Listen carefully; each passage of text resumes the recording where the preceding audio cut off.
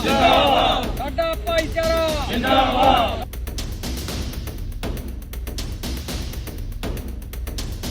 17 मई को जाखल मंडी पहुंचे राज्यसभा सांसद सुभाष बराला और बीजेपी प्रत्याशी अशोक तंवर को किसानों के विरोध का सामना करना पड़ा था। किसानों ने जब बीजेपी नेताओं के काफिले को घेरने की कोशिश की थी तो पुलिस की किसानों के साथ झड़प हो गई। इस दौरान एक किसान की टांग में चोट भी आई। इस मामले में स्थानीय बीजेपी नेता आशीष बंसल ने 25 नामजद सहित 120 किसानों के खिलाफ मुकदमा दर्ज करवाया। इससे गुस्साए किसानों ने 19 मई को जाखल पुलिस स्टेशन के बाहर धरना दे दिया और आज तीसरा दिन हो गया है किसानों का धरना जारी है। अभी तक किसानों को न्याय नहीं मिल पाया है। देखिए रिपोर्ट। किसान एकता जिंदाबाद, किसान एकता जिंदाबाद, साडा भाईचारा जिंदाबाद। भाजपा प्रत्याशी अशोक तंवर और राज्यसभा सांसद सुभाष बराला के काफिले पर हमले के आरोप में किसानों पर दर्ज किए गए मुकदमों के खिलाफ जाखल थाने के बाहर पगड़ी संभाल जट्टा किसान संघर्ष समिति का धरना आज तक जारी है। किसानों का आरोप है कि भाजपा नेता आशीष बंसल की शिकायत पर पुलिस ने तुरंत किसानों पर आईपीसी की धारा 307 के तहत केस दर्ज कर दिए हैं, मगर भाजपा प्रत्याशी द्वारा किसानों पर गाड़ी चढ़ाकर कुचलने का प्रयास किया गया। इस पर पुलिस ने अभी तक कोई कार्रवाई नहीं की है। किसानों का आरोप है कि उनके साथ अन्याय हो रहा है।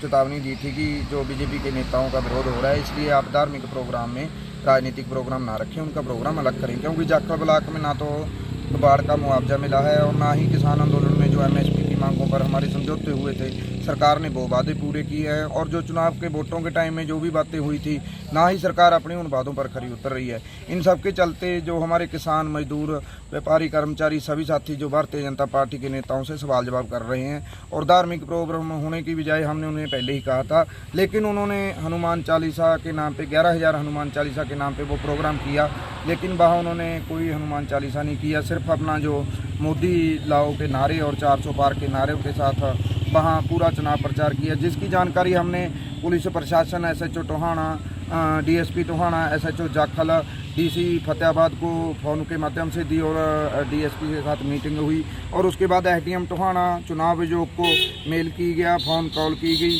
जिसके बाद कॉल किया गया, चुनाव आयोग के अधिकारी पहुंचे, उन्होंने मौका देखा, लेकिन वही जैसे कि सबको पता है कि जो हरियाणा का प्रशासन है वो भारतीय जनता पार्टी का कार्यकर्ता का काम कर रहा है। गौरतलब है कि 17 मई को जाखल मंडी में हुए हनुमान चालीसा पाठ के बाद भाजपा प्रत्याशी अशोक तंवर और राज्यसभा सांसद सुभाष बराला के काफिले पर हमले के आरोप में जाखल पुलिस ने 2 अलग अलग एफआईआर में 25 नामजद सहित 120 किसानों के खिलाफ केस दर्ज किया था। केस दर्ज होने के बाद किसान यूनियन ने 19 मई को जाखल थाने के बाहर धरना शुरू किया था। ये निश्चितकालीन धरना है जी, इसका कोई समय सीमा नहीं है कि समाप्ति की, जब तक 307 का जो पर्चा किसानों के ऊपर किया गया वो रद्द नहीं किया जाता और जिन किसानों को मारने की कोशिश की गई है उनकी जो कार्रवाई बनती, 4 जाखल के कार्यकर्ताओं के नाम दिए गए हैं जिनके, उनके ऊपर बनती कार्रवाई 307 की नहीं करेंगे तब तक ये धरना प्रदर्शन हमारा यूं ही चलता जाएगा।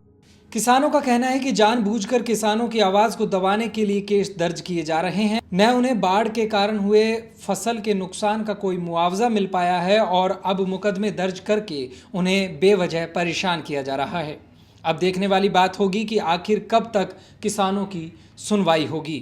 A1 हरियाणा के लिए जाखल मंडी से विक्की खुराना की रिपोर्ट।